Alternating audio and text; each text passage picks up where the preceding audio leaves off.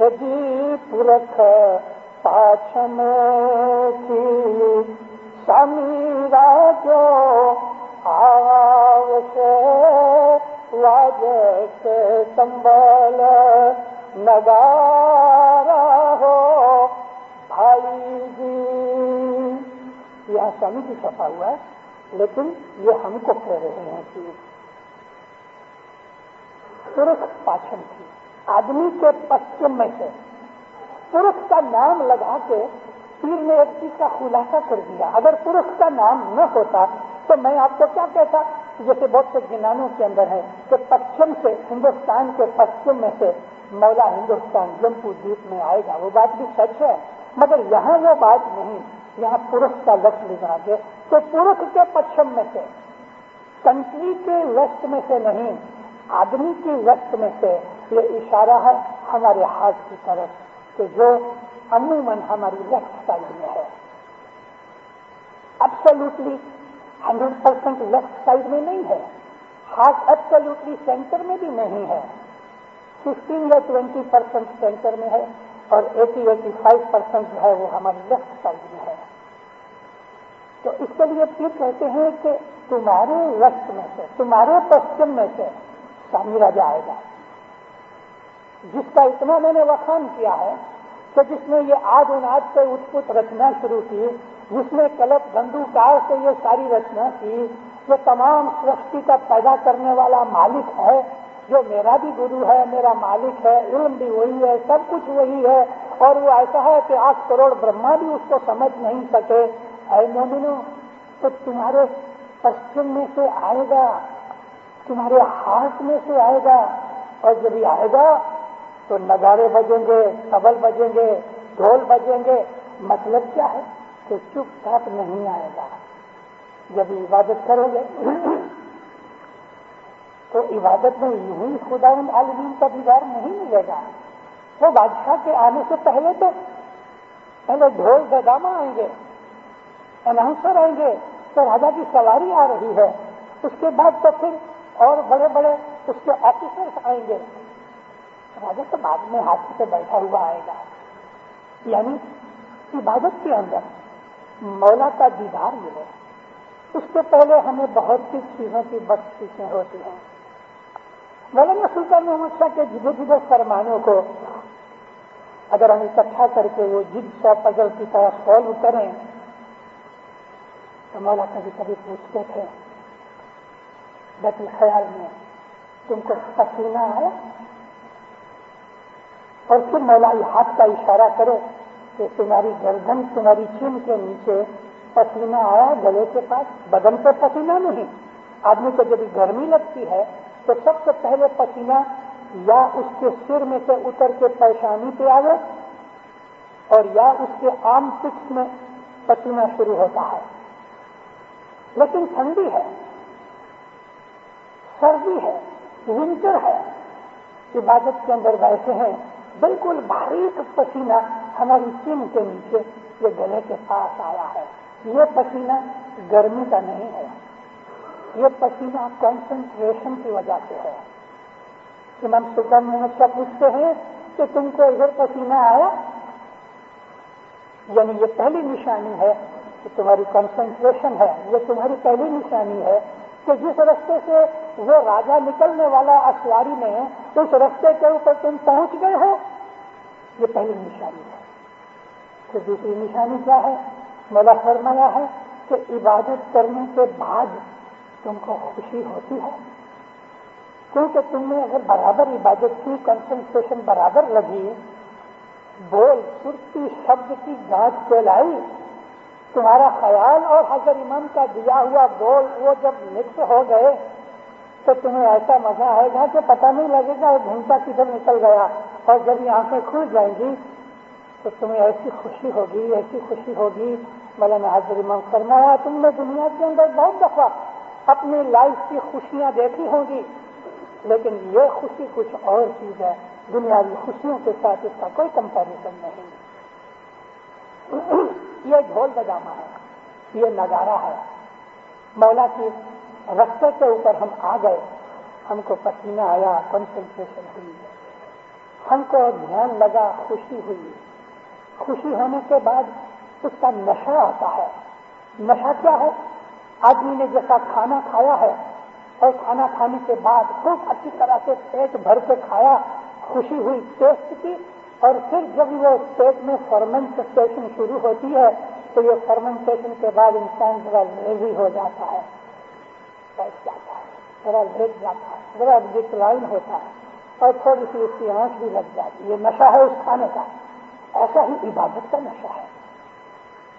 इबादत का नशा ये है कि आप जब इबादत पूरी हुई, खुशी हुई, उसके बाद हमने दुआ पड़ी, नियाज की, शुक्रिया खाई, दिल की वो खुशी एक नशे के सुरूर की तरह जारी है, एक सुरूर जारी है, बाहर निकले खुशी रही। वो आदमी खाना खाने के बाद जैसे लेजी हो जाता है, इबादत के बाद वो आदमी होशियार हो जाता है, दिन सब भाग जाती है, एक्टिव हो जाता है, उसमें एनर्जी आ जाती है, उसको सोने की जरूरत नहीं पड़ती। 2-4 घंटे के बाद जब ये नशा, जब ये सुरूर घट जाता है तो फिर आदमी की नींद आती है, लेकिन इस वक्त से पहले नहीं। ये निशानियों को पीर में इधर वाद से संबल नगारा आवाजें आएंगी, निशानियां मिलेंगी।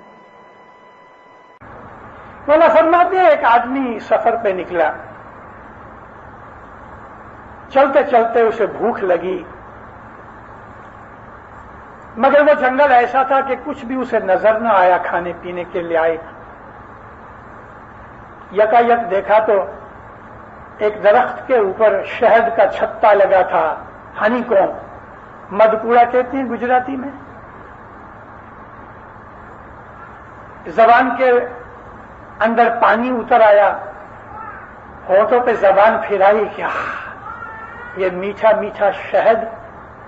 सिर के ऊपर कपड़ा बांधा, हाथों पे कपड़ा बांधा, कपड़े तो वैसे पहने हुए थे, सिर पे कपड़ा क्यों बांधा? मक्खियां इसको काटे नहीं। दरख्त के ऊपर चढ़ा और मक्खियां हटा के थोड़ा सा टुकड़ा उस छत्ते का तोड़ा, हनीकॉम्ब लेके चूसने लगा। बहुत मजा आया, लेकिन उस गाफिल ने इर्द गिर्द की तमाम चीजों को भुला दिया।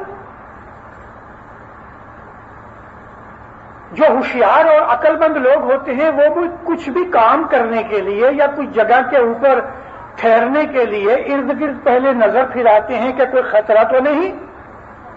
मगर इस मूर्ख ने भूख से तंग आके, भूख से मजबूर होके शहद के लालच में यह ख्याल ही नहीं किया कि खतरा भी है। मौला फरमाते हैं कि वो तो शहद खाने में इतना मस्त था कि उसको ख्याल ही नहीं आया कि इर्द गिर्द क्या होता है। हो रहा था कि सफेद और काले रंग के 2 चूहे इस दरख्त की जड़ों को, मूड़ को काट रहे थे, और एक हाथी अपनी सूंड से इस दरख्त को हिला रहा था।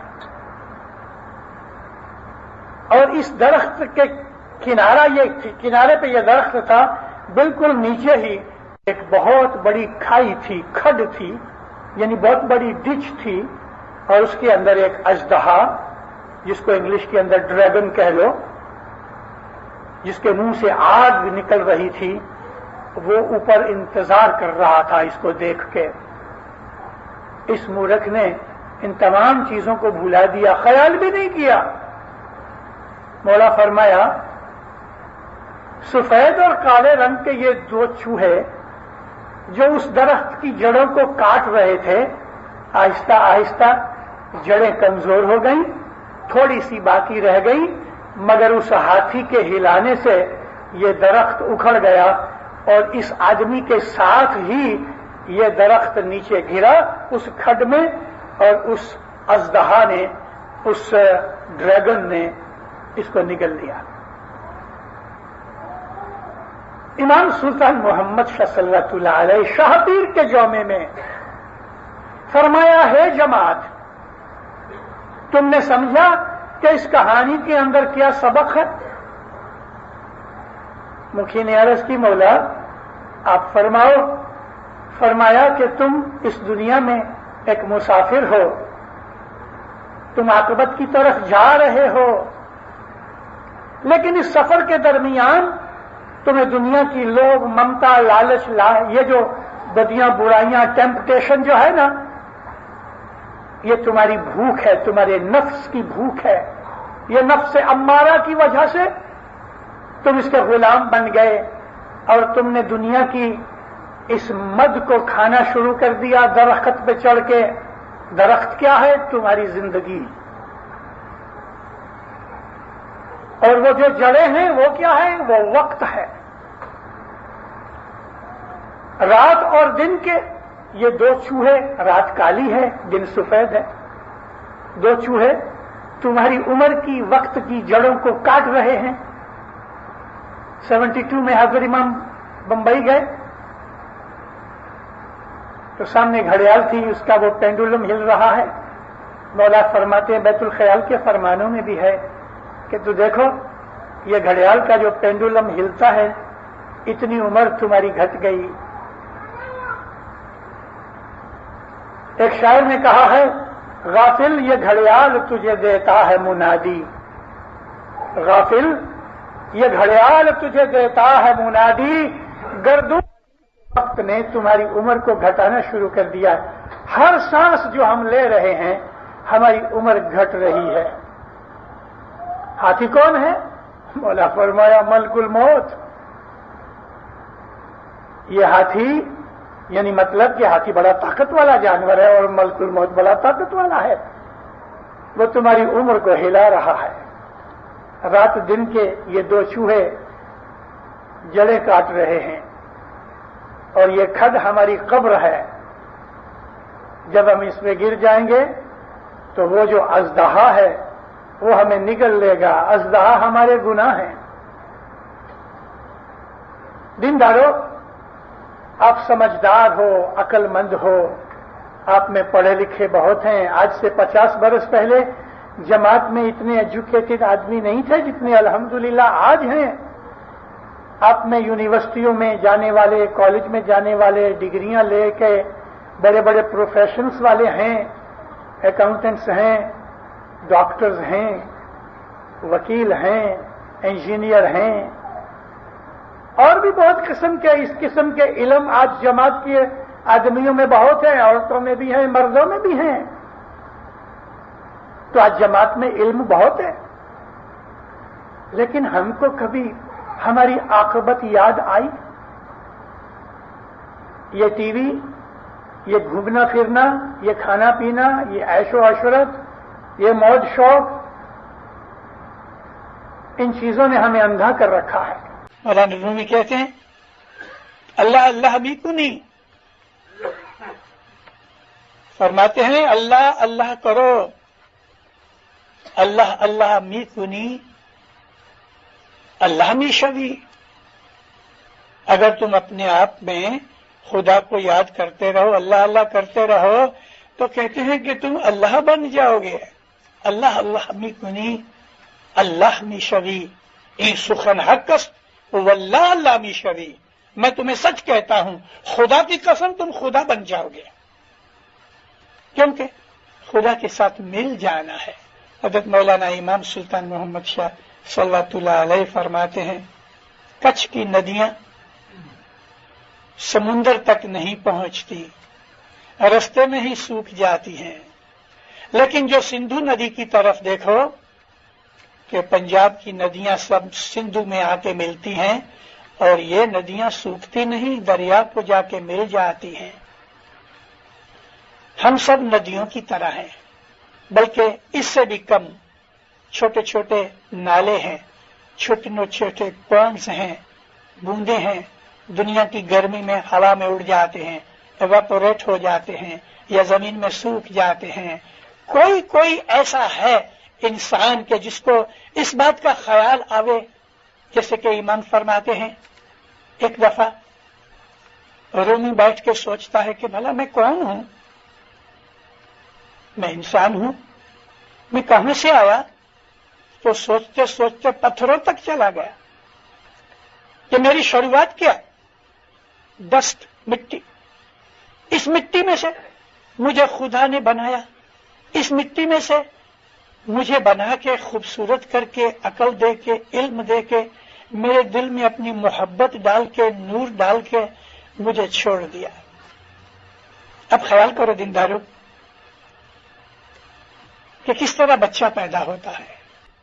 پیدا ہوا ایک بچہ اور 25 برس کے جوان کو خیال کرو تو کتنا بڑا ڈفرنس ہے اس کے اندر.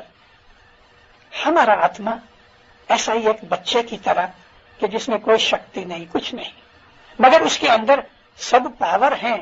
ان تمام چیزوں کو پرورش کرو. بچے کو جس طرح کھلاتے ہیں کپڑے پہناتے ہیں سردی گرمی سے بچاتے ہیں اس کو سونے دیتے ہیں آرام دیتے ہیں کھیل تماشا بھی ہوتا ہے.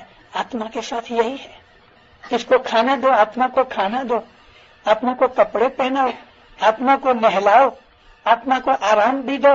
ایک بچے کی طرح پال کے جب وہ 20-25 برس کا ایک گریجویٹ ایک کمانے کے لائق عقل میں بھرپور ہر لحاظ سے کمپلیٹ ایک جوان آدمی بن جاتا ہے. آتما کو بھی اس طرح سے اٹھا کے اوپر لے کے جانا ہے. یہ کام ہمارے ہاتھ میں ہے. یہ طریقت کا درجہ ہے اور طریقت میں یہ چیز سمجھائی جاتی ہے کہ اپنی آتما کو کس طرح سے انسان ٹرینڈ کرے. آتما خدا کے نوری انش میں سے یعنی اس میں محبت بھری ہے. آتما میں وہ تمام چیزیں ہیں جو خود خدا کے اندر ہیں مگر وہ آتما ایک اس چھوٹے سے بچے کی طرح ہے بلکہ ایک بوند کی طرح ہے کہ جو ابھی تک ماں کے پیٹ میں حمل کے طور پہ بھی نہیں رہا. ایسی اس کی بالکل کمزور حالت ہے.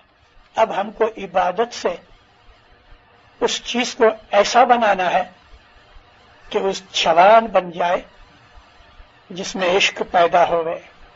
یہ عشق جو ہے وہی نور ہے. اسی کو ہم معرفت کہتے ہیں. پیروں نے گنانوں میں ایسی بہت سی چیزیں فرمائی ہیں. جب عشق پیدا ہو جو میرا پیارا ہے تیچھے ہمارا گلے کا ہار میرے گلے کا ہار ہے. گلے میں ہار جو پڑا ہوتا ہے تو سینے سے لگا ہوتا ہے. انسان کے بدن کے اندر پیار جو ہے وہ اس کے چھاتی کے ساتھ لگا ہوتا ہے. ہم جس کو پیار کرتے ہیں ماں جب بچے سے پیار کرتی ہے تو اٹھا کے سینے سے لگاتی ہے. یہ ایک ایکسپریشن ہے محبت کی. تو پھر کہتے ہیں کہ جو میرا بندہ ہے جو میرا پیارا ہے میں اس کو سینے سے لگا کے رکھتا ہوں جس طرح گلے میں ہار پڑا ہوتا ہے. تینے گلے نہ ہار کرینے راکھشوں یعنی میں گلے میں پہن کے رکھتا ہوں اتارتا نہیں. اس طرح وہ بھی ہر وقت میرے سینے سے لگا رہتا ہے. تے مومن کے سکھ کا انت نہ پار رے. اس مومن کے سکھ کا کوئی انت پار نہیں. لیکن میں نے ابھی آپ کو عرض کی کہ محبت کے اندر جو دکھ ہیں وہ بے حساب ہیں. محبت دکھوں سے بھری ہے لیکن ان دکھوں کا جو ریزلٹ سکھ ملتا ہے اس کی تو کوئی حقیقت جان ہی نہیں سکتا جب تک کہ وہ خود اس لذت کو چکھ نہ لے. یہ سکھ ہے من کی شانتی. عشق کے اندر مشغول رہنا. اس معشوق کے سوا اور کوئی چیز اس کو نظر ہی نہیں آتی. جدھر دیکھتا ہوں ادھر تو ہی تو ہے. یہ اس کی حالت بن جاتی ہے. اس کے ساتھ وہ ہمیشہ رہتا ہے اور وہ مولا کے ساتھ ہے مولا اس کے ساتھ ہے. ایک حدیث قدسیہ ہے. رسول پاک فرمایا مجھے ایک دن خدا نے فرمایا کہ اے محمد جب میرا کوئی بندہ میرے سے محبت کرتا ہے تو میں بھی اس سے محبت کرتا ہوں. میں اس کا ہاتھ بن جاتا ہوں تو وہ جو کام کرتا ہے وہ میرے ہاتھوں سے کرتا ہے. میں اس کے پاؤں بن جاتا ہوں تو وہ جہاں بھی جاتا ہے میرے پاؤں سے جاتا ہے. میں اس کی آنکھیں بن جاتا ہوں وہ جو بھی دیکھتا ہے میری آنکھوں سے دیکھتا ہے. میں اس کی زبان بن جاتا ہوں وہ جو بولتا ہے تو وہ میری زبان سے بولتا ہے. میں اس کے کان بن جاتا ہوں تو جو سنتا ہے وہ میرے کانوں سے سنتا ہے. یعنی خدا نے اپنے بندے کے ساتھ ملاپ کر لیا. بندے اور خدا کے درمیان بندے کا ایک بدن پردہ ہے، وگرنہ خدا اور وہ اس کا بندہ ایک ہو جاتے ہیں. اور یہی بات پیر نے گنان میں فرمائی ہے جی ہم تم پریت بندھانیا انے ہم تم بولیا بول ہم تم دونوں سایہ ایک ہے ایسا یا ہم سو پردہ کھولے. معشوق اور عاشق وصال ہوا، ایک ہو گئے. پانی کا ایک مٹکا سمندر میں ڈال دیا، سمندر بن گیا. اب دونوں کی کوئی جدائی رہی ہی نہیں. یہی وہ چیز ہے کہ جو معرفت کے درجے کے اوپر آتی ہے، مگر وہ چیز وہ دیتا ہے. ست شبد ہے گرو ہمارا، ست شبد ہے گرو ہمارا، تاکو لکھے نا یہ سنسار. آپ لوگ پڑھتے ہو تاکو لکھے نہ یہ سنسار، لکھے نہیں ہے، تاکو لکھے نہ یہ سنسار، یعنی سنسار اس کو لکھتا نہیں، مطلب کہ سمجھتا نہیں، جانتا نہیں، قدر نہیں کرتا اس کی. یہ گرو ہے، اس میں اعظم ہمارا پیر ہے، اس میں اعظم ہمارا مرشد ہے.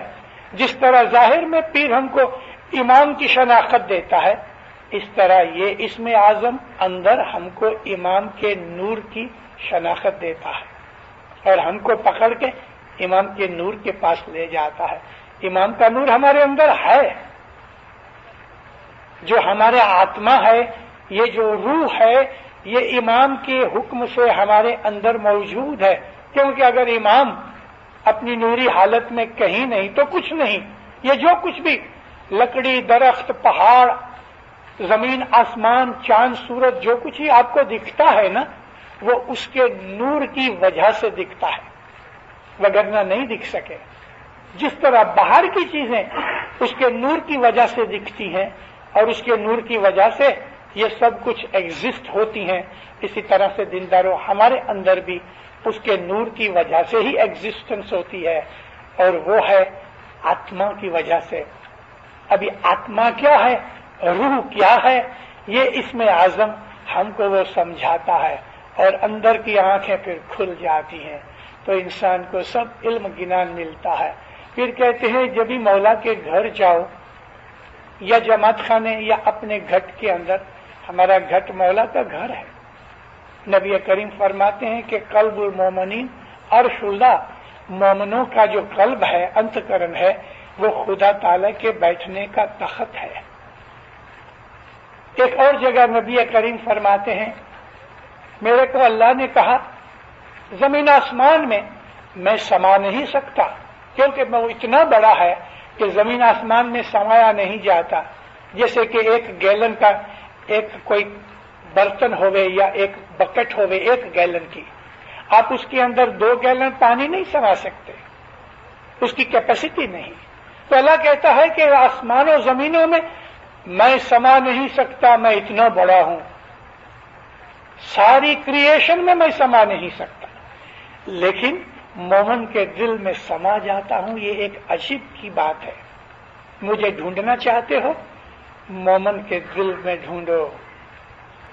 تو جب امام ہمارے بدن میں سما جاتا ہے، جب وہ محبوب، وہ ہمارا معشوق ہمارے بدن میں مکس ہوتا ہے، تو اس طرح مکس ہوتا ہے کہ جیسے پیر کہتے ہیں دودھ میں گرت پچھانو. دودھ کے اندر گھی کیسے سمایا ہوا ہے، گھی کا رنگ نہیں دکھتا، گھی کی باس بھی نہیں آتی، گھی کا ٹیسٹ بھی نہیں ملتا. دودھ پینے سے دودھ سفید ہے. گھی جو ہوتا ہے وہ ذرا ڈارک ہوتا ہے, سلائٹلی یلو ہوتا ہے, کریمی کلر کا ہوتا ہے. گھی کی باس بھی جدی ہے. یہ گھی دودھ میں سمایا ہوا ہے. پھر کہتے ہیں جس طرح گھی دودھ میں سمایا ہے ایسا مولا تمہارے اندر سمایا ہوا ہے.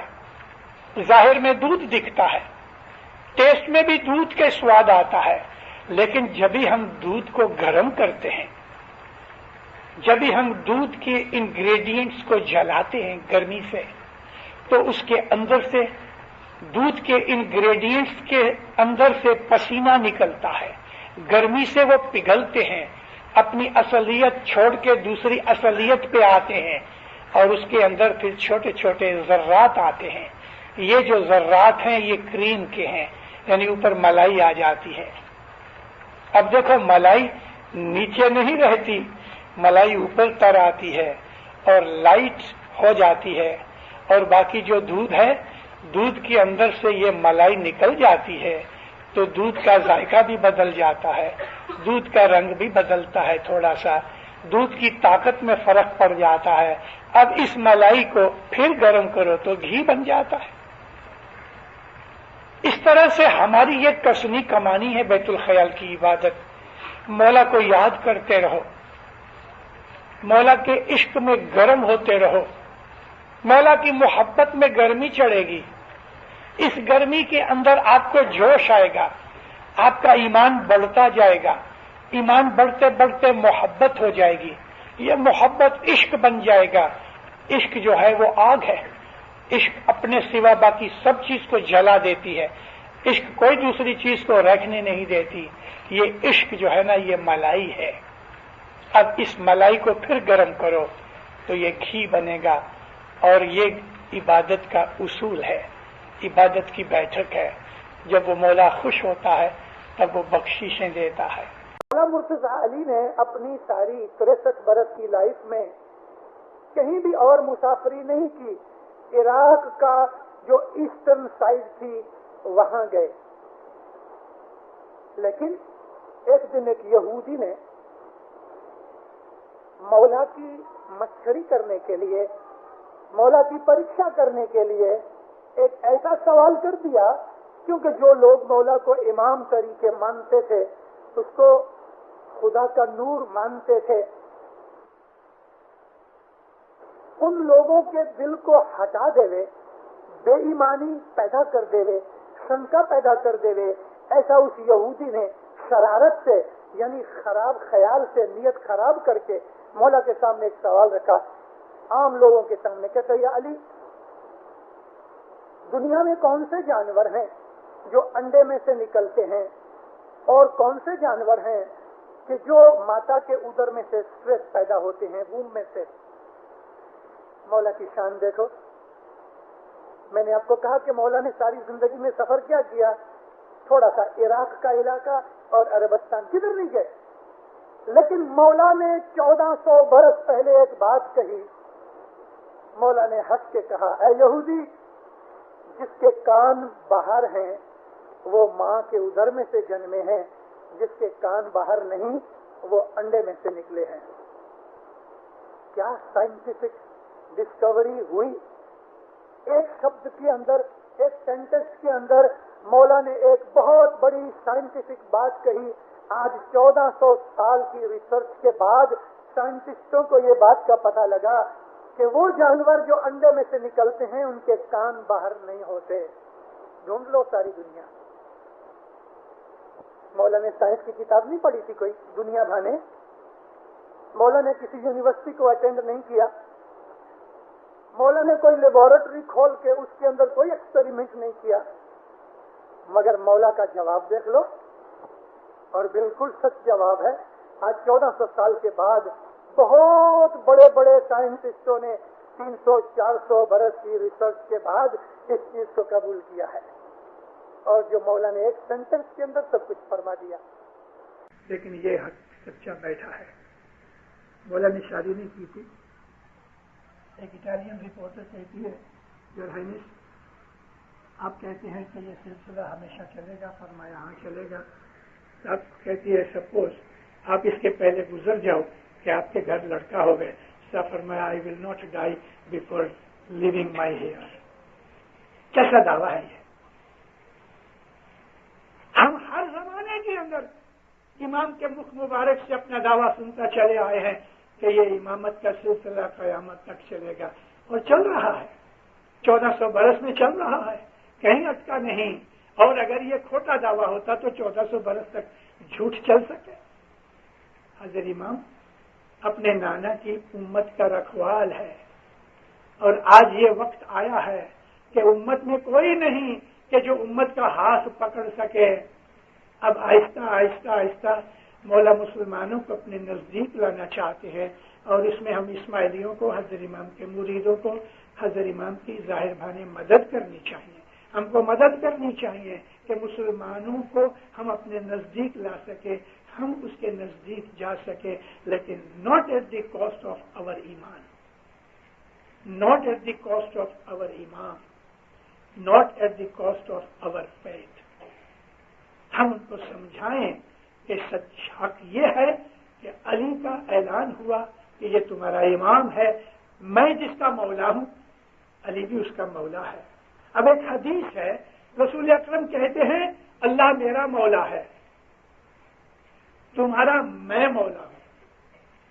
तो जिसका मैं मौला हूं अली भी उसका मौला है। अली का दर्जा देखा, मेरा मौला अल्लाह है। मौला कहते हैं मास्टर को, मेरा मौला अल्लाह है और तुम्हारा मौला मैं हूं। तुम जो मुझे मौला मानते हो तो अली भी तुम्हारा मौला है। ये एक ऐसी हदीस है कि जिससे इनकार नहीं हो सकता। गत कहते हैं जब मजहबी कामकाज के लिए, धार्मिक हमारी ड्यूटी और फर्ज के लिए हम जब शाम को और सुबह इकट्ठे होते हैं दुआ बंदगी के लिए, उस वक्त जो लोग इकट्ठे होते हैं, मुखी कामड़िया अपनी गादी पे बैठते हैं शाफी के हुक्म से, और जमात आके अपनी मजहबी फर्ज पूरा करती है। इस जगह को गत कहते हैं। भले ये स्कूल है मगर ये इस वक्त गत है क्योंकि जमात बैठी है, अभी तक दुआनियत खैर नहीं हुई। शाफिर का नूर यहाँ हाजिर है दुनिया की हर एक जगह के ऊपर, जहां भी, चाहे वो आलीशान मकान होवे, चाहे झूपड़ी होवे, चाहे 5 आदमी होवे, चाहे 50,000 आदमी होवे, मुखी का मड़िया में हुए मुखी का मड़िया बैठे, जमात बैठे, ये गत है। कभी ये स्कूल का हॉल नहीं तो बाहर एक ओपन पार्क के अंदर किसी झाड़ के नीचे मुखी का मड़िया इसी तरह से गत बना डाले तो ये भी गत है। गत संस्कृत लफ्ज है और उसका मतलब है वो जगह कि जहां जाके आदमी को प्रोटेक्शन मिले, सिक्योरिटी मिले, उस जगह को संस्कृत में गत कहते हैं। ये गत का जो शब्द है मैंने किसी भी हिंदू चौपड़ी में कहीं नहीं पढ़ा, मालूम नहीं पीरों ने ये लफ्ज किस तरह ढूंढा, वो तो नूरानी ताकत वाले थे। लेकिन याद रखो मोमिनो, ये हिंदुओं का लफ्ज नहीं है। मैंने बहुत सी, लगभग जितनी भी बन सकी मैंने हिंदुओं की किताबें पढ़ी। ये एक यूनिक वर्ड पीरों ने ढूंढा और हम सिर्फ इस्माइली ही इसको यूज करते हैं, तो ये गत है। गत के अंदर पीर की जितनी रूहानी ताकत है उसके 25% ताकत गत के अंदर है। हजरत इमाम मौलाना शाह सुल्तान मोहम्मद शाह सल्लल्लाहु अलैहि उनके हुजूर में बंबई का एक बहुत बड़ा जबरदस्त आदमी था, दुनिया भर के अंदर मशहूर था और वो मिशनरियों का प्रेसिडेंट था। उसका नाम था मेजर अली मोहम्मद रहमतुल्लाह मकलाई। वो हमारी रिक्रिएशन क्लब के प्रेसिडेंट थे। थोड़े बरस हुए गुजर गए, मौला ने उसको हुजूर वजीर का, हुजूर वजीर उसका टाइटल दिया था। और एक दफा सारी दुनिया के इस्माइली एसोसिएशन का, सारी दुनिया के एसोसिएशन का वो प्रेसिडेंट था और उसका कमांडर, वर्ल्ड कमांडर का टाइटल था। मैं इसकी बात करता हूं کہ جو مشنریوں کا پریزیڈنٹ تھا. اس کے گھر میں امام سلطان محمد شاہ ہر سال جاتے تھے, ڈنر لیتے تھے یا لنچ لیتے تھے. اس کے ساتھ بیٹھ کے بہت سی ڈسکشنز کرتے تھے. بڑا باہوش آدمی تھا, بہت ہوشیار آدمی تھا, بہت عقل مند آدمی تھا. لیکن ہر ایک انسان کے اندر ساری دنیا کی چیزیں اکٹھی نہیں ہوتی. اگرچہ وہ مشنریوں کے اس زبردست انسٹیٹیوٹ کا کہ جس کو ہم ریکریشن کلب انسٹیٹیوٹ امام سلطان محمد شاہ نے 1920 میں بنائی, اس کا وہ پریزیڈنٹ رہا, اس کا یہ مطلب نہیں کہ اس نے سارا مذہب جان لیا. پھر بھی مولا کے ساتھ بیٹھ کے بہت سی ڈسکشنز کرتا تھا. ایک دفعہ کچھ ایسی باتیں نکلی کہ جس سے اس کے دل میں جاگرتی پیدا ہوئی. موقع دیکھ کے مولا آرام سے بیٹھے تھے, کہتے خداوند مجھے ایک عرض کرنی. کھڑا ہو گیا زمین سے. مولا کرسی پہ بیٹھے تھے, ساری فیملی اس کی کارپیٹ پہ بیٹھی تھی. کھڑا ہو کے ہاتھ جوڑے کہتے مولا مجھے ایک عرض کرنی ہے. کیا ہے؟ کہ خداوند میں پانی لاتا ہوں, آپ مجھ کو میری دسوند کی بھول چک کا آج تک چھانٹا دے دو. ماں باپ ہاتھ کے کہتے ہیں مطلب یہ کام ہمارا نہیں, یہ جماعت کا کام ہے, تم جماعت میں جاؤ. جماعت یعنی گت, اس کو ہم جماعت کہتے ہیں. اور جہاں بھی ہمارے گنانوں میں جملوں جماعت کا نام آتا ہے تو ساری دنیا کی جماعت. جملوں مینز ٹوٹل. یہ گت ہے.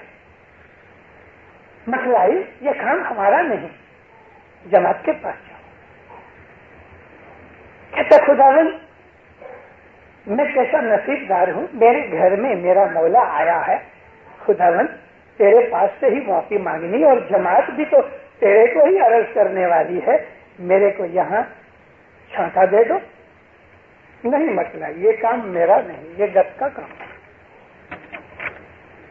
مولا کا پیارا تھا, تھوڑی ضد کی. تیسری دفعہ صاحب کو پریس کیا. اچھا دیکھو ہم جو بولے گا وہ کرے. آپ کو جاؤ 1.25 لاکھ روپیہ رکھو. مکلائی نے سوچا تھا 200-500,000 روپیہ مانگے گا. کیا مانگے 1.25 لاکھ روپیہ 1930 کے اندر. 1.25 لاکھ روپیہ آج کا 1.25 ملین ہو جانے. چھپ ہو گیا. حضرت امام کھیل کے ہنس پڑے. مطلب جماعت میں جاؤ. اما کہتے ہیں یہ ایک بولنے کا, ارے ایسا نہیں کہتے ہیں. تو اما مکھی 2 پیسے لے کے تم کو مکھی چھانٹا دے رہے, واللہ قیامت تک معاف. مکلائی چپ کر کے بیٹھ گئے. گت کی طاقت دیکھی. کہاں 1.25 لاکھ روپیہ, اور یہاں صاحب کہتے ہیں کہ کبھی مکھی نے تیرے سے صرف 2 پیسے لے کے تجھے جو چھانٹا دے دیا, تو یہ 1.25 لاکھ کی کوئی حقیقت نہیں, قیامت تک کو تجھے معاف ہو گیا. گت کی یہ طاقت ہے. ایک برٹش پولیٹیکل ایجنٹ تھا جس کا نام تھا کرنل ولیم. وہ سنگل تھا, یعنی شادی نہیں کی ہوئی تھی, اکیلا تھا. وہ برٹش ایجنٹ تھا, برٹش پولیٹیکل ایجنٹ تھا. اپنے اسماعیلیوں کا بڑا دوست تھا, اور اسماعیلی کی کوئی بات آتی تھی تو آؤٹ آف وے جا کے بھی وہ اپنی جماعت کا کام کرتا تھا. کوئی کارن پر اللہ جانے کیا ہوا, اس نے آغاز کیا.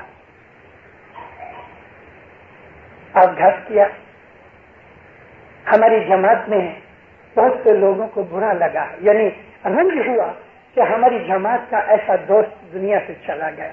آؤٹ آف وے جا کے بھی اپنی اسماعیلی جماعت کا کام کرے, اور اس طرح کام کرے جب ایسا لگتا ہوئے کہ اسماعیلی نہ ہوئے. جب یہ خبر جماعت میں آئی، ہمارے مکھی صاحب تھے اس زمانے میں ان کا نام ظاہر نہیں کرنا چاہتا، ایموشنل ہو گئے۔ جماعت کے اندر مکھی نے اس کی روحانی کے بخشنے کے لیے دعا مانگی۔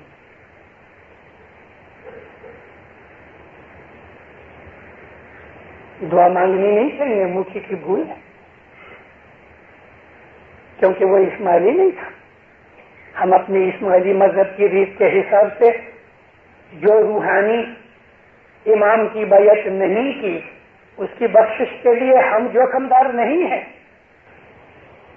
اور اس کے لیے کرنل ولیم کی روح کے لیے مکھی صاحب نے دعا مانگی۔ جماعت میں لوگوں نے آمین کہہ دیا۔ 2-3 دن کے بعد کونسل کی میٹنگ تھی، میٹر چرچا آئی کونسل کے اندر، مکھی صاحب آپ کو کیا حق تھا ایک نان اسماعیلی کے لیے دعا مانگنے کا؟ مکھی صاحب نے محسوس تو کیا کہ بھول ہو گئی۔ مکھی صاحب نے کہا میں نے کوئی تھار سفرا مہمانی وغیرہ نہیں کی، جماعت کا دوست تھا، جماعت کی اس نے بڑی خدمت کی، مجھے ایسا ہوا کہ چلو اس کے لیے میں دعا مانگوں۔ نامدار کونسل نے مکھی کو تھوڑا سا دنڈ کیا۔ دیکھو اس واقعہ کے پیچھے بہت سی باتیں ظاہر ہوتی ہیں۔ جب مکھی صاحب کو ایسا سمجھ لو کہ 2-5 سینٹ جو کچھ بھی دنڈ کیا، مکھی صاحب کو ذرا برا لگا۔ مکھی نے بھول ضرور کی، مگر یہ گادی ایسی ہے کہ مکھی کمریا کے اوپر کیس نہیں ہو سکتا، مکھی کمریا کو فائن نہیں ہو سکتا۔ مکھی کمریا شاہ پیر کے وکیل ہیں، ریپرزینٹیٹو ہیں، گناہ معاف کرنے والے ہیں۔ یہ ستا مکھی کمریا کے سوا اور کسی انسٹیٹیوٹ کو، کوئی بھی دوسری سوسائٹی کو نہیں ہے، نہ کونسل کو، نہ ایسوسی ایشن کو، نہ کسی اور کو۔ امام کا تعلیقہ آیا کہ تم نے مکھی کا اپمان نہیں کیا، میرا اپمان کیا، تم نے مکھی کو فائن نہیں کیا، مجھے فائن کیا۔ کونسل کو معافی مانگنی پڑی۔ کچھ ٹائم کے بعد مولا زنزبار گئے، جماعت کے اندر مکھی کو پوچھا، دیکھو مکھی تم نے کرنل ولیم کی روح کے لیے دعا مانگی، کہتے خدا میں معافی مانگتا ہوں۔ دیکھو وہ معاملہ ختم ہو گیا۔ مکھی تمہاری دعا کے کارن سے اس کو دوزخ کی سزا معاف ہو گئی اور وہ جنت میں گیا۔ یہ گت ہے۔ گادی پہ بیٹھے ہوئے مکھی کی جو دعا ہے وہ مکھی کی دکان کے اوپر بیٹھے ہوئے مکھی کی دعا جیسی نہیں ہے، سمجھے؟ مکھی صاحب کی دکان پہ جا کے آپ 10 رن دے کے آؤ، مکھی صاحب ضرور لے لیتے ہیں، خانہ ودان کہتے ہیں، مگر وہی 10 رن کبھی جماعت خانے میں آ کے مکھی کے ہاتھ پہ رکھو اور گادی پہ بیٹھا ہوا مکھی تم کو جو دعا دے دے تو وہ دعا عظیم چیز ہے۔ کیوں؟ جب جج رستے میں اندر ہوتا ہے تو وہ اس وقت کیس کی ججمنٹ نہیں دیتا، وہ اپنی عدالت کر کے کورٹ بیٹھا کے کرسی پر بیٹھ کے جب اس کورٹ کے اندر وہ دیتا ہے نا ججمنٹ، وہ ججمنٹ ہوتی ہے، رستے میں چلتے ہوئے میجسٹریٹ کی ججمنٹ نہیں ہوتی۔ تو گت جماعت کی میں آپ کو بات کر رہا تھا کہ گت نہ کہا نر بھی مانے، یہ حسن کبیر دین کہتے ہیں کہ گت کا کہا مولا مانگتا ہے۔ نر کا مطلب امام، مہاجن نہیں پوچھا ہے، جو چیز گت نے معاف کر دی وہ مہاجن یعنی قیامت تک بخشی گئی۔ تل دھرم ہستی پاپ، تل جتنا دھرم ہوئے، ہاتھی جتنا بڑا گناہ ہوئے، اور مکھی صاحب کہے شاہ پیر بخشے، معاف ہو گیا۔ بمبے کے اندر ایک عورت نے مہمانی رکھی اپنے مرحوم خاوند کے لیے۔ اس مہمانی میں وہ عورت اکیلی بیٹھی تھی۔ یوزولی ایسا ہوتا ہے کہ سگے کٹمبی فیملی آ کے سب لوگ بیٹھ جاتے ہیں، یاروں دوستوں کو بھی بلاتے ہیں، ہماری مہمانی ہے ضرور آنا۔ تو سب لوگ آ کے بیٹھ جاتے ہیں، مگر یہ اکیلی عورت بیٹھی تھی۔ مولا جب آ کے بیٹھے، مومن عورت تھی، عابد تھی، عبادت والی تھی، کرنے والی تھی۔ مولا جب آ کے بیٹھے تو صاحب اس کے اوپر بہت راضی ہوئے، اس کو دعا آسیس فرمائی۔ ساتھ جو مشنری تھے انہوں نے کہا خداوند اس عورت کے ہسبینڈ کی روحانی مہمانی ہے۔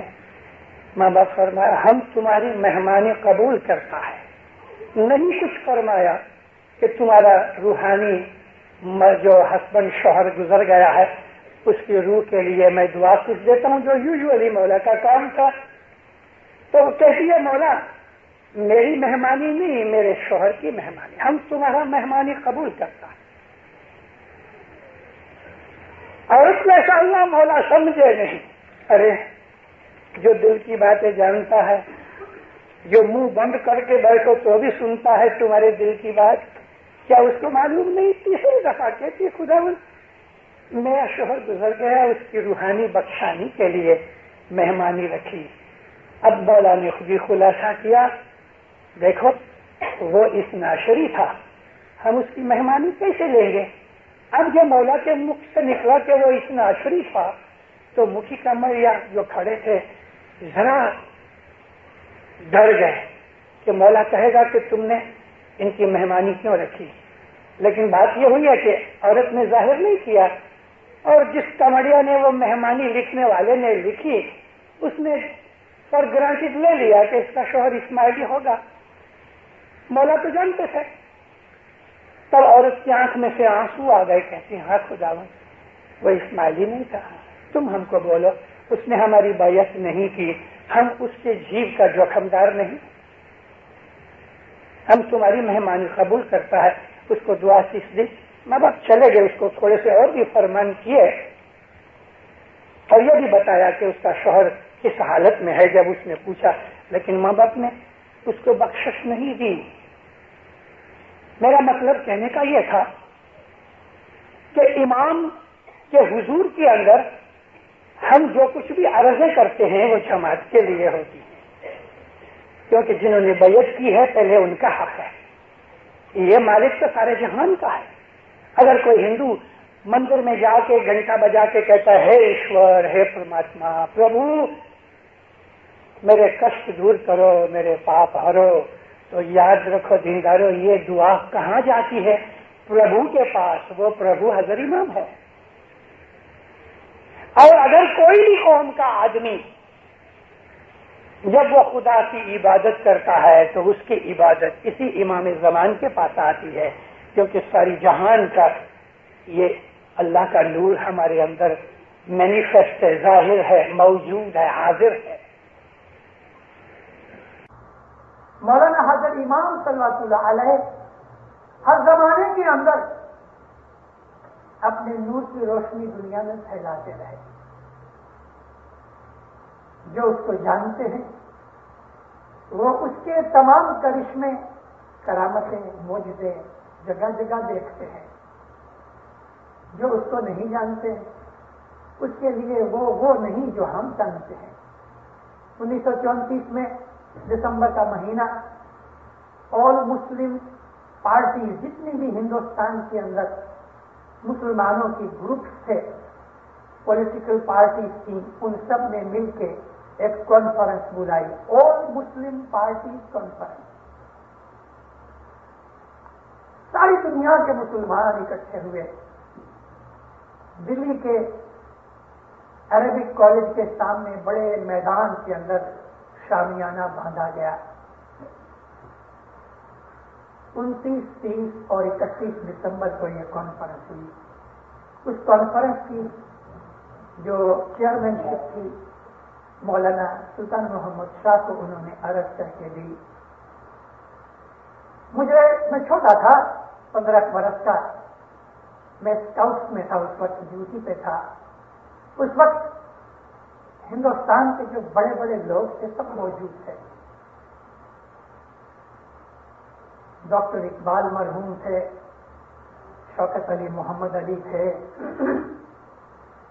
سر ذوالفقار علی تھے، سر سکندر حیات تھے، محسن الملک وہاں تھے، قائد اعظم جینا بھی تھے، حسن بن نظامی جو تھے، حسن نظامی وہ بھی تھے. ایسے تو کتنے نام ابھی یاد آئیں گے تو منہ پہ آ جائیں گے. سب جتنے بھی لیڈرز تھے سب موجود تھے. 40,000 مسلمان اکٹھا ہوا شامیانے میں. ایک اس کی پکچر نور مبین کے اندر چھپی تھی. مولانا سلطان محمد شاہ چلے آتے ہیں اور آگے ایک مسلم والنٹیئر ننگی تلوار لیے آگے آگے چل رہا ہے. یہ ایک پکچر اس وقت کی نور مبین میں ہے. نور مبین کا فرسٹ ایڈیشن جو 1936 میں نکلا. امام جب آ کے بیٹھے کرسی کے اوپر تو ڈاکٹر اقبال نے کھڑے ہو کے مولا کو جو ویلکم کا صفات نامہ پیش کیا، ویلکم کرتے ہیں، اور پروپوز کیا کہ بھائی ہم نامدار کو چیئر دیتے ہیں اور آپ مہربانی کر کے قبول کرو، یہ ایک پرتھا ہے. تو اس وقت جب کھڑا ہوا تو صاحب کو دیکھ کے لوگوں کو کہتا ہے، ایسا انگلی سے اشارہ کرتا ہے، آرا کے خاطرہ بنظر کی لیا کنند، آرا کے خاطرہ بنظر کی لیا کنند، سگرا بلی کنند مدھسرا ہما کنند. جو فارسی سمجھتے ہیں ان کے رنگاتے کھڑے ہو جاتے ہیں اور 3 دفعہ پکار کے ریپیٹ کر کے بولتا رہا اور لوگوں کے اندر اللہ اکبر کے نعرے شروع ہوئے اور لوگ سر جھومتے تھے. کہتا ہے یہ وہ ہیں کہ خاک کو کیمیا بناتے ہیں. حضرت امام سلطان محمد شاہ کی طرف اشارہ کرتے کہتا ہے یہ وہ ہیں کہ خاک کو کیمیا بناتے ہیں.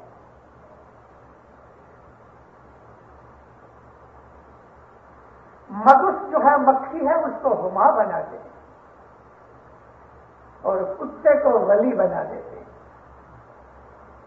آرا کے خاک را بنظر کیمیا کنن، نگاہ ڈالتے ہیں، نظر ڈالتے ہیں تو خاک کیمیا بن جاتی ہے. مکھی کی طرف آنکھ اٹھا کے دیکھتے ہیں تو ہما بن جاتا ہے اور کتے کو دیکھتے ہیں تو وہ ولی بن جاتا ہے. کسی اسماعیلی مومن کے منہ سے بھی اپنے امام کے لیے یہ تعریف نکلنی مشکل ہے سوا کہ وہ سمجھتا ہو، لیکن ڈاکٹر اقبال کے منہ سے اور 3 دفعہ ریپیٹ کر کے کیا جوش تھا اس وقت. مسلمانوں کے نعرے بند نہیں ہوتے تھے.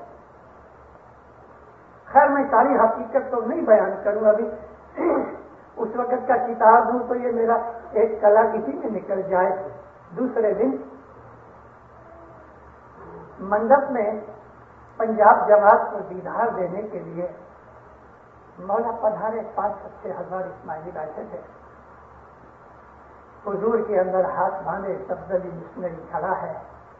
ماں باپ جب آ کے بیٹھا دعا سیکھ فرمائی تو جماعت کو دیکھ کے ماں باپ ہنسا، چپ، کوئی بات نہیں کرے، فرمان کی نہیں کرے، دعا سے چکا. پھر بیٹھ کے نہ تو جماعت کو دیکھنے لگے، ہنسے اور دیکھے. سبزلی مشنری کی طرف جب نگاہ پہنچی تو کہتے ہیں مولا گئی کل رات کو مسلمان آپ پر بہت فدا تھے. مانا بہت خوش ہوا. البتہ سبزلی تمہیں معلوم ہے یہ میرے نانا کی امت ہے.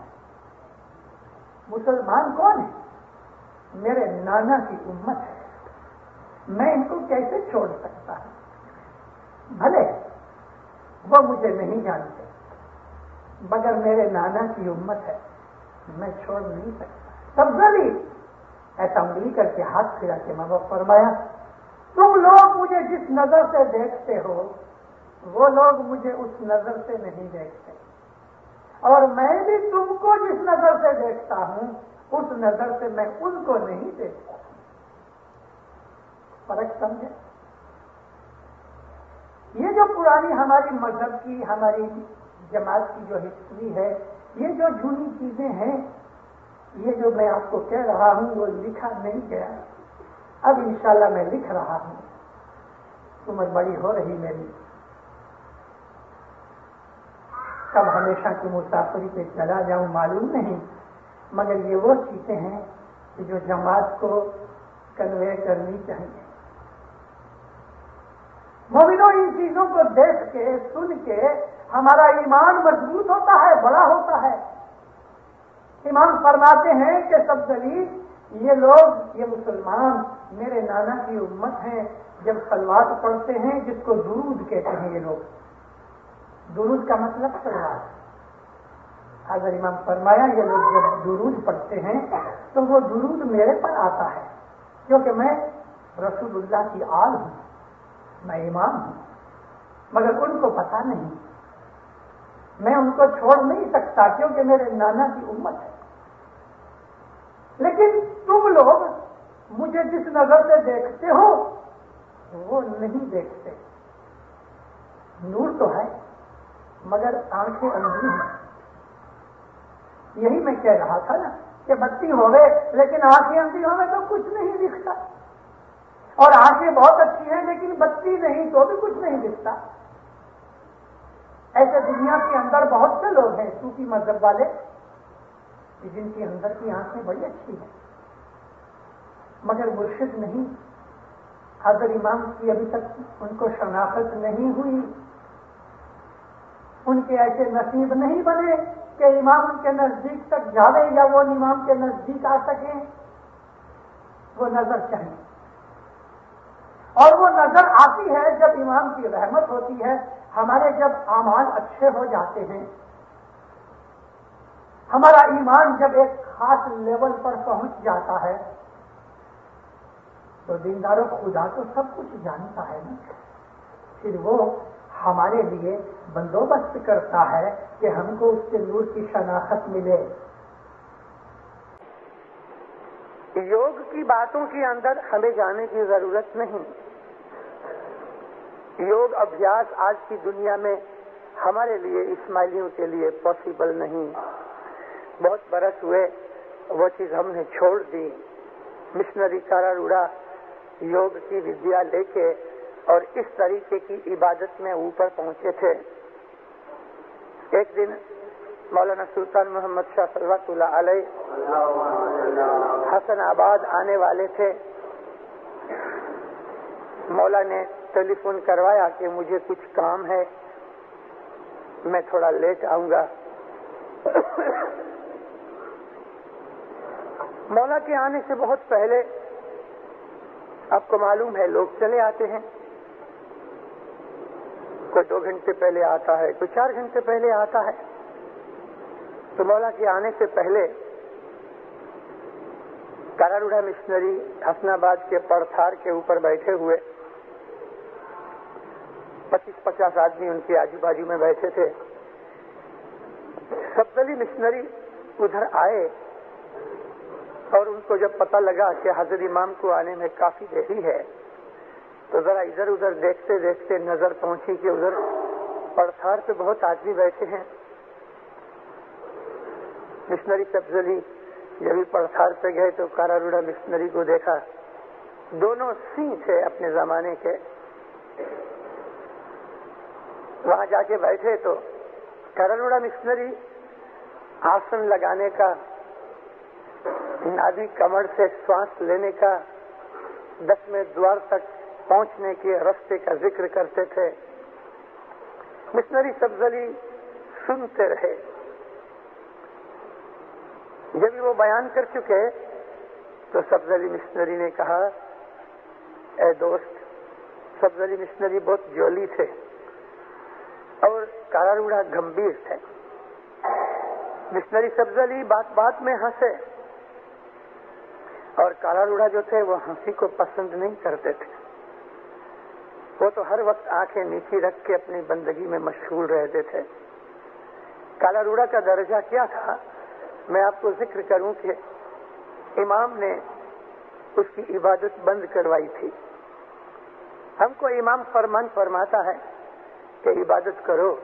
इमाम सुल्तान मोहम्मद शाह ने उसकी इबादत बंद करवाई थी। इसलिए बंद करवाई कि उसकी मौला फरमाया, तेरी इबादत इतनी बढ़ गई है कि अगर तू अब ज्यादा इबादत करेगा تو زندگی کے اندر انسان کی اتنی شکتی نہیں کہ اس کو سہن کر سکے. ماں باپ فرمایا تیری عبادت تیری پوتے کی شکتی سے زیادہ ہو گئی ہے. جب وہ گزر گیا تو امام فرمایا کالا روڑا دنیا میں رہتا تھا لیکن اس کو چوتھے آسمان کی خبر تھی.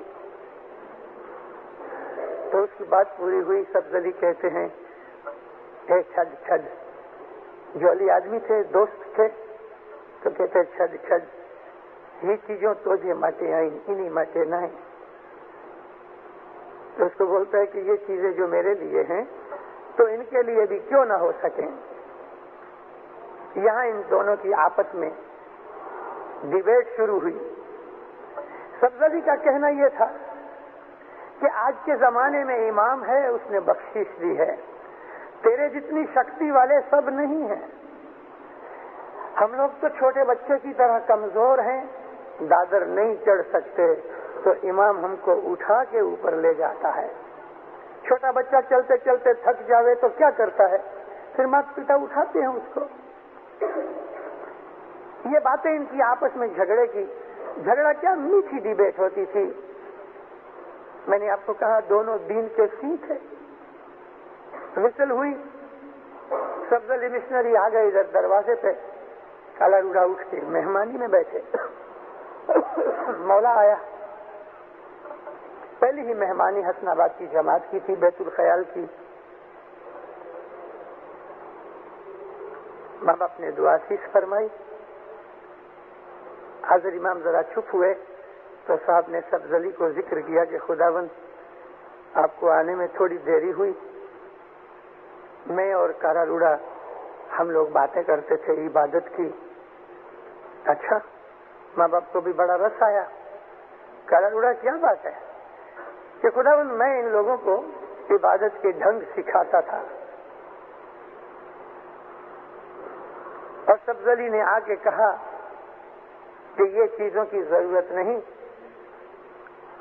ابھی تو ایسی بات ہے کہ ہم کمزور ہیں، ہم کو امام بخشش دیتا ہے اور اس کی بخشش یہ ہے کہ وہ اٹھا کے اوپر لے جاتا ہے.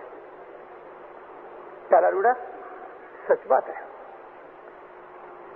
تیرے جیسی شکتی والے آدمی 1000 برس میں کوئی ایک ہوتا ہے.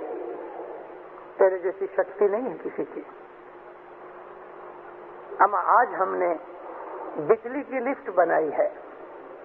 آج ہماری بخشش جو ہے وہ لفٹ جیسی ہے کہ تم لفٹ میں بیٹھو، چانپ دباؤ تو تم 7ویں آسمان پہ جاؤ گے. تمہارا راستہ ہے وہ دادر چڑھنے کا راستہ ہے، اس میں طاقت والا آدمی چاہیے.